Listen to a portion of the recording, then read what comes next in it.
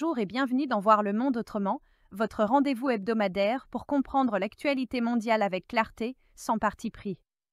Chaque semaine, nous faisons le point sur les faits marquants aux États-Unis, en Amérique latine, en Europe, en Afrique, en Asie et au Proche-Orient, pour vous offrir une vision globale, équilibrée et indépendante de l'information. Alors Chloé, que s'est-il passé cette semaine aux États-Unis d'Amérique? Le lundi 15 septembre 2025, la Cour d'appel du circuit de Columbia a bloqué la tentative du président Donald Trump de révoquer Lisa Cook de son poste de gouverneur de la Réserve fédérale. La décision a invoqué la clause légale For Cause Removal et interdit tout licenciement avant la réunion du FOMC. Le mardi 16 septembre 2025, le Sénat des États-Unis a confirmé Stephen Miran au board de la Réserve fédérale par un vote de 48 voix contre 47. Le même jour, une cour d'appel a rejeté une nouvelle tentative de destitution de Lisa Cook, confirmant son maintien malgré les pressions présidentielles. Le jeudi 18 septembre 2025, Donald Trump a rencontré le Premier ministre Keir Starmer à Schucker. Les discussions ont porté sur les affaires étrangères, les investissements et la signature du Tech Prosperity Deal d'une valeur de 31 milliards de livres, ciblant l'intelligence artificielle, l'énergie nucléaire civile et l'informatique quantique. Le jeudi 18 septembre 2025, des rapports ont confirmé que les agriculteurs américains faisaient face à une forte pression économique.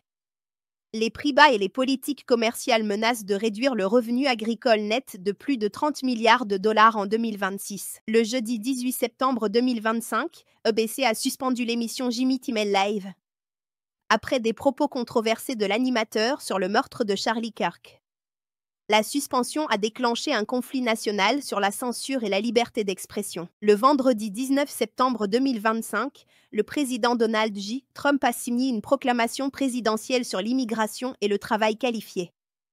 Cette mesure concerne directement le programme de visa H-1B, utilisé chaque année par des dizaines de milliers de travailleurs étrangers hautement qualifiés, notamment des ingénieurs, des informaticiens, des chercheurs et des médecins. Ce même jour, la proclamation a fixé des frais annuels de 100 000 $ pour chaque visa H-1B.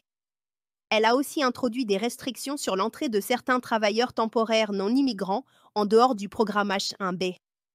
Enfin, le texte charge les ministères de l'État, du Travail, de la Justice et de la Sécurité intérieure de remettre, dans un délai de 30 jours, des recommandations précises pour l'application de ces nouvelles règles. Concernant l'Amérique latine, le mardi 16 septembre 2025, l'organisation Global Witness a publié un rapport indiquant que 146 défenseurs de l'environnement ont été tués ou portés disparus dans le monde en 2024.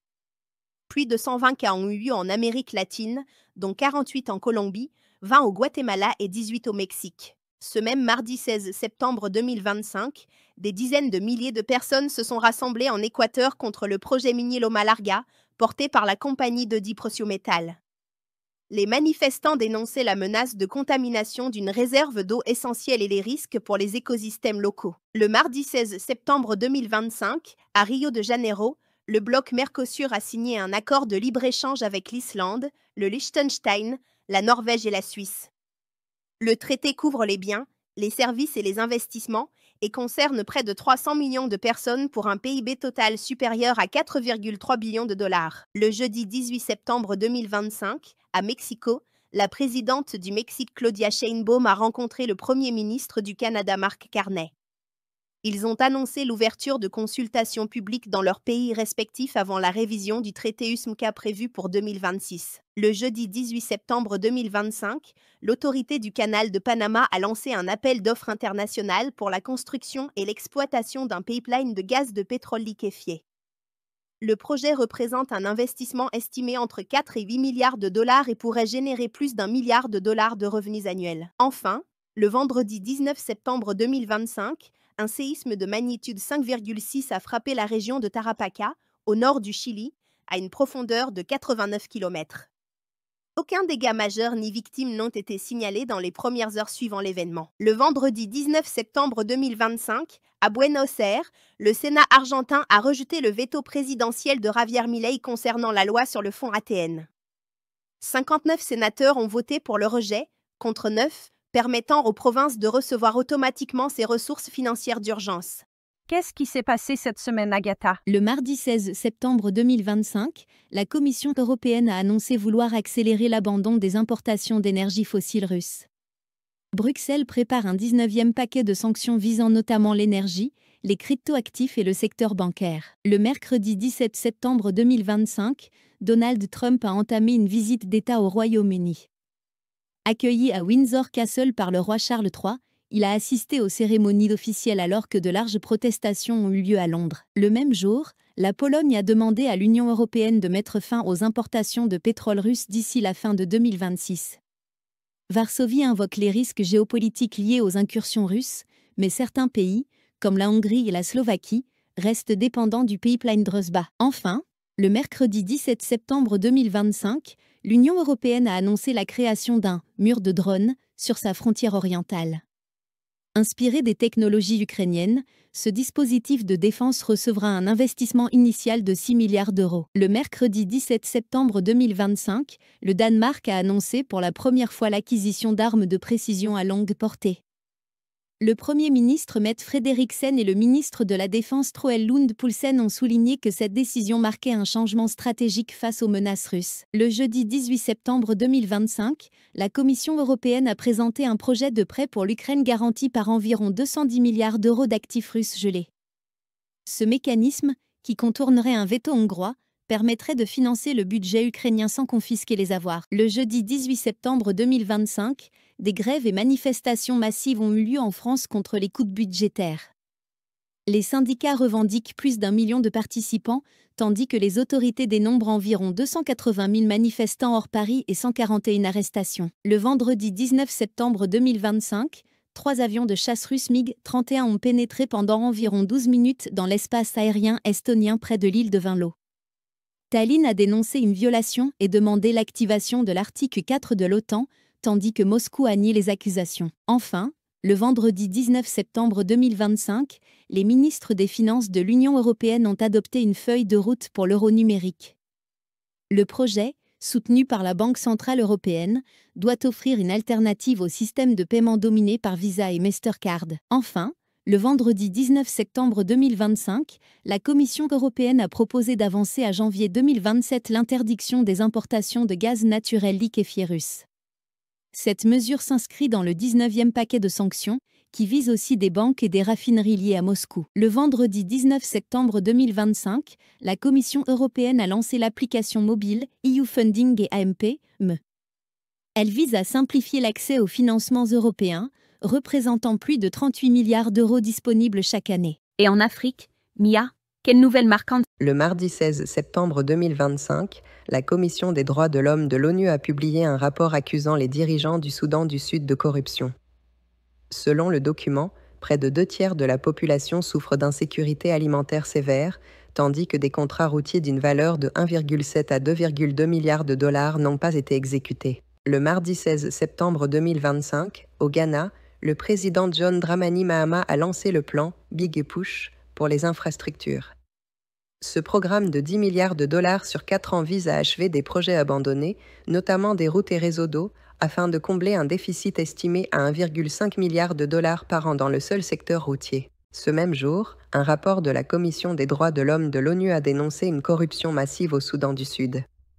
Selon le document, environ 1,7 milliard de dollars ont été détournés via le programme Oil for Road, alors que 2/3 des habitants, soit près de 8 millions de personnes, souffrent de faim critique. Le mercredi 17 septembre 2025, le groupe MTN, premier opérateur mobile africain, a annoncé des négociations avancées pour construire des centres de données destinés à l'intelligence artificielle. Un centre de 9 MW est déjà en construction au Nigeria pour un coût estimé à 240 millions de dollars. Le jeudi 18 septembre 2025, les autorités congolaises et l'Organisation mondiale de la santé ont confirmé une nouvelle épidémie d'Ebola dans la province du Kasaï. 31 personnes sont décédées sur 48 cas recensés et plus de 900 contacts sont actuellement suivis. Ce même jour, en Guinée, la campagne officielle du référendum constitutionnel s'est achevée. Le vote, prévu le 21 septembre, doit décider de l'adoption d'une nouvelle constitution proposée par la transition militaire. Le jeudi 18 septembre 2025, à Accra, 16 pays africains ont signé la charte de l'African Petroleum Regulator Forum, AFRITERF. 8 d'entre eux l'ont déjà ratifié. L'initiative, portée par le Nigeria, doit harmoniser les régulations pétrolières pour renforcer la transparence et attirer davantage d'investissements. Le vendredi 19 septembre 2025, la France a suspendu sa coopération sécuritaire et antiterroriste avec le Mali. 2 diplomates maliens ont été expulsés de France après l'arrestation en août d'un agent français à Bamako. Enfin, semaine 19 septembre, les préparatifs se sont poursuivis en Guinée pour l'organisation du référendum constitutionnel. La commission électorale et les autorités de transition ont confirmé la tenue du scrutin dans 3 jours. Enfin, le samedi 20 septembre 2025, à Goma en République démocratique du Congo, le centre orthopédique chirurgical à Umoja a signalé avoir pris en charge plus de 800 amputés depuis janvier. Soutenu par la Croix-Rouge et l'Église catholique, il fournit des prothèses artisanales aux victimes du conflit opposant l'armée congolaise au groupe rebelle M23. Et maintenant, tournons-nous vers l'Asie avec Méline. Le 16 septembre 2025, de nouvelles tensions ont été rapportées en mer de Chine du Sud. Les gouvernements des Philippines et de la Chine ont échangé des protestations diplomatiques, accompagnées de patrouilles navales et de déclarations publiques. Le 17 septembre 2025, à Dili, le Parlement du Timor-Leste a renoncé au projet de pension à vie pour les parlementaires. Cette décision a été prise après plusieurs jours de manifestations d'étudiants rassemblant plus de 1000 personnes. Le même jour, le ministre des Affaires étrangères sud-coréen Cho In a annoncé qu'il discuterait en Chine de la participation du président Xi Jinping au sommet de l'APEC prévu à Gyeongju. Le 19 septembre 2025, les présidents Donald Trump et Xi Jinping ont eu un appel téléphonique sur le devenir de TikTok aux États-Unis. L'échange a porté sur un possible transfert des actifs américains de l'application vers des entités américaines. Ce même jour, les autorités de Bali ont annoncé l'interdiction de nouvelles constructions d'hôtels et de restaurants sur les rizières et terres agricoles. La décision fait suite à des inondations meurtrières ayant causé au moins 18 morts. Le 18 septembre 2025, un séisme de magnitude 7,8 a frappé au large de la péninsule de Kamchatka, en Russie. L'épicentre a été localisé à environ 128 km à l'est de Petropavlovsk-Kamchatsky, à une profondeur d'environ 10 km. Une alerte au tsunami a été émise par les autorités régionales. Le 19 septembre 2025, un tremblement de terre de magnitude 6,1 a touché la province de Papua en Indonésie. L'épicentre se trouvait à 28 km au sud de Nabire, également à environ 10 km de profondeur. Des ponts et bâtiments ont été endommagés, mais aucun décès n'a été signalé. Le 20 septembre 2025, l'administration du cyberespace de Chine a mis en demeure les plateformes Weibo et Kuaishou. Elle leur reproche une gestion insuffisante de contenus jugés triviaux et a exigé des mesures correctives rapides sous peine de sanctions. Qu'en est-il du Proche-Orient, Karim? Le 15 septembre 2025, le président égyptien Abdel Fattah al-Sisi a déclaré que les actions israéliennes entravent toute perspective de nouveaux traités de paix dans la région lors d'un sommet à Doha. Le 19 septembre 2025, l'ambassadeur américain Mike Kirby a confirmé que les États-Unis ont discuté avec plusieurs États arabes du Golfe d'une possible administration intérimaire de Gaza après la guerre. Enfin, le 19 septembre 2025, le chef du Hezbollah Naïm Qassem a appelé l'Arabie saoudite à ouvrir une nouvelle page avec son mouvement en vue d'une alliance régionale contre Israël. Merci de nous avoir suivis. Retrouvez-nous chaque semaine pour un nouveau point sur l'actualité mondiale. À très bientôt.